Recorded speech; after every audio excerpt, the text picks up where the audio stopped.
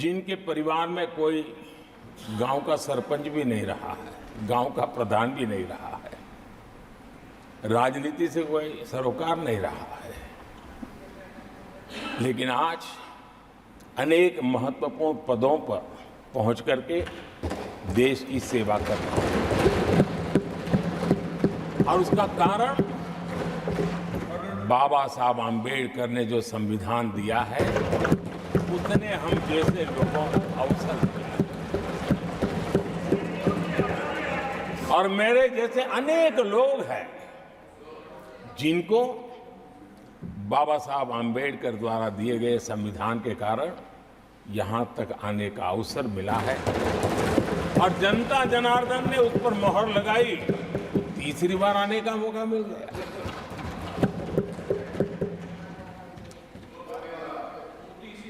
आदरणीय सभापति जी, संविधान हमारे लिए ये कोई आर्टिकल्स का कंपाइलेशन मात्र नहीं है,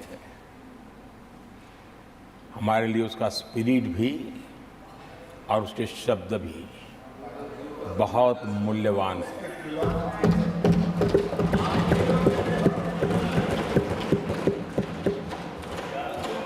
और हमारा मानना है कि किसी भी सरकार के लिए, किसी भी सरकार के नीति निर्धारण में, कार्यकलापों में हमारा संविधान लाइट हाउस का काम करता है, दिशा दर्शक का काम करता है, हमारा मार्गदर्शन करता है। आदरणीय सभापति जी, मुझे याद है मैंने जब लोकसभा में हमारी सरकार की तरफ से कहा गया कि हम 26 नवंबर को संविधान दिवस के रूप में मनाएंगे, तो मैं हैरान हूं जो आज संविधान की प्रत लेकर के कूदते रहते हैं, दुनिया में लहराते रहते हैं, उन लोगों ने विरोध किया था 26 जनवरी तो है, तो संविधान दिवस क्यों लाए। और आज संविधान दिवस के माध्यम से, आज संविधान दिवस के माध्यम से देश के स्कूल कॉलेजेस में संविधान की भावना को, संविधान की रचना में क्या भूमिका रही है, देश के गणमान्य महापुरुषों ने संविधान के निर्माण में किन कारणों से कुछ चीजों को छोड़ने का निर्णय किया, किन कारणों से कुछ चीजों का स्वीकार करने का निर्णय किया, इसके विषय में हमारे स्कूल कॉलेजेस में विस्तार से चर्चा हो, निबंध स्पर्धाएं हो, चर्चा सभाएं हो, एक व्यापक रूप से संविधान के प्रति आस्था का भाव जगे और संविधान के प्रति समझ विकसित हो। देशवासियों के लिए आने वाला पूरा कालखंड